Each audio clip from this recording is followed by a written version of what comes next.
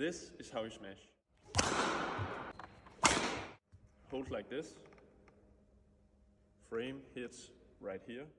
For me, there is 3 steps when you smash. First one is opening up in your upper body.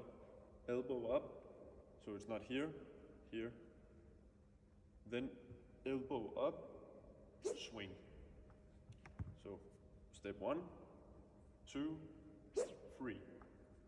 1, 2, 3. 1, 2, 3. Okay? When you're up here, it's really important that you're squeezing the grip to hit harder. So when I rotate in my forearm, I'm also squeezing the grip. So this will happen.